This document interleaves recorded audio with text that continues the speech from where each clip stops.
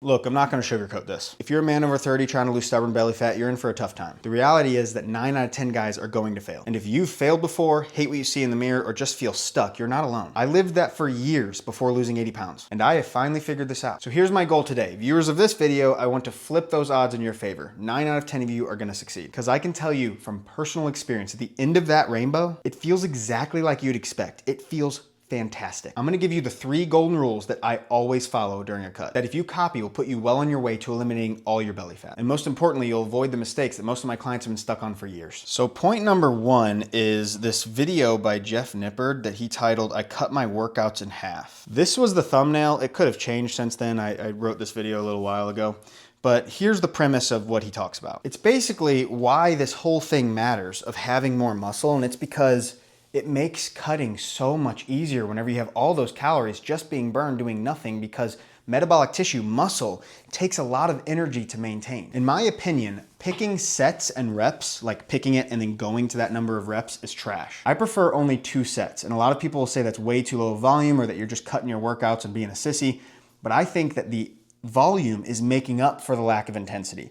In my experience, I can't give on one exercise much more than 3 sets of truly grueling effort, and before the other sets just kind of suck anyway. Now don't get me wrong, at first, if you're new to this, just worry about form and consistency. You are going to be getting fantastic results if you're brand new. But after a while, let's say like 4, 5, 6 months, really start pushing those sets to where you almost fail or you fail on the lift every single time.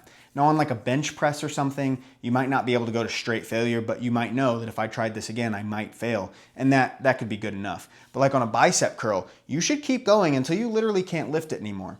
And on a lot of exercises, I do partial reps past failure.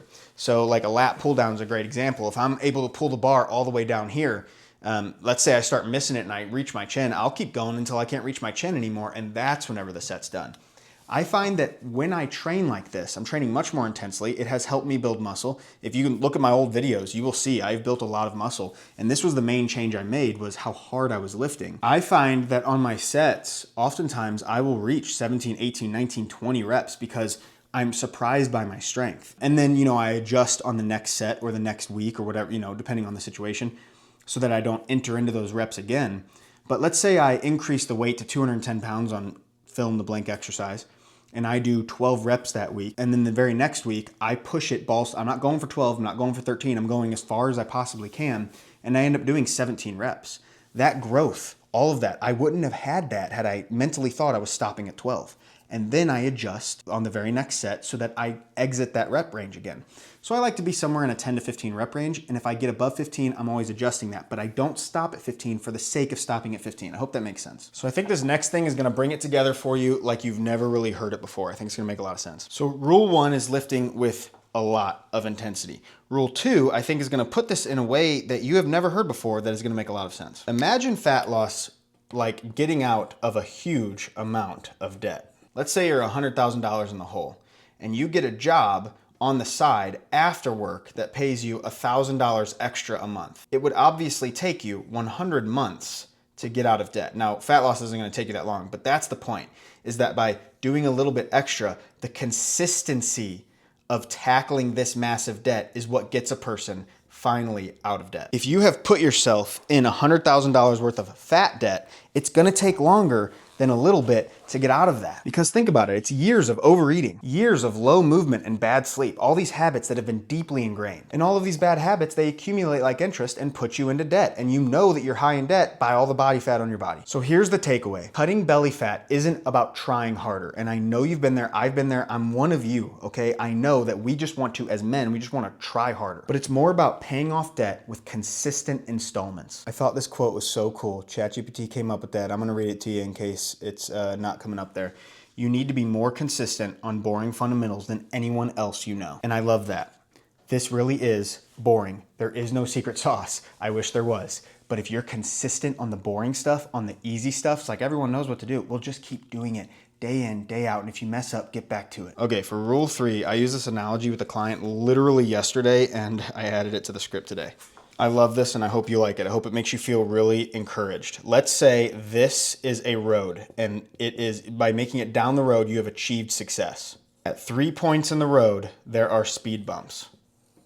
These are things that derail you. These are difficulties, whatever, fill in the blank. You literally cannot make it without getting over these 3 speed bumps. Expect problems. They are not something that's bad. They are something that if you don't hit them, you're not making it as far as you think.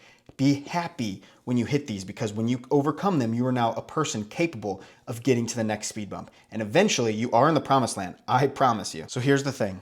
Stick with it. You're gonna look worse before you look better.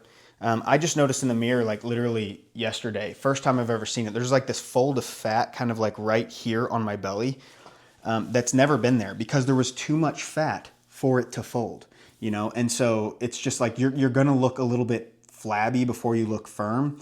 Keep going. But not only that, the mistakes that I was talking about over at the whiteboard, you're gonna make mistakes, you're gonna fall off, you're gonna hit the Super Bowl and you're gonna eat too much. That is a speed bump that you have to learn from, become a different person, right? A person more capable. I use this in a video. Oh my gosh, I can't talk. I use this in a video like, okay. Wow. Let's say that you go to a Super Bowl party and you way overeat. That's one of those speed bumps. There's a lot more than 3, by the way. There's like 300. But every time you hit one, you overcome it, you become a better person. So don't just sulk and then get back to it after a while. Get back to it as fast as possible. One, you just built resilience. But how about next time you say, you know what, I'm gonna go to Aaron's cookbook. I'm gonna download that healthy buffalo chicken recipe. And if I haven't mentioned it in this video yet, link in the description for that cookbook if you want it. Totally free. And I'm gonna make that. I'm gonna make a pot of that crap for next year. And I'm gonna eat the whole darn thing. I'm not gonna eat anything but the buffalo chicken recipe that Aaron told me. And sure, is the whole recipe 2,000 calories? Yes, but it's not a big deal. I'm just gonna move on. You know, like I'm making all that up as I go here. But the point is that you become a better person by learning from it, and you enjoy hitting the speed bumps. You enjoy messing up if you learn from them, because that means, I know I'm just talking in circles here. You get what I'm saying. So I made a video about what you can expect or what you're not ready for whenever you're losing weight, whenever you're on this journey. People really seem to resonate with that because I think it was preparing them for how difficult this is gonna be. And when you're prepared, you can overcome it and you will achieve it. That video is right here. I think you're gonna love it. See you there.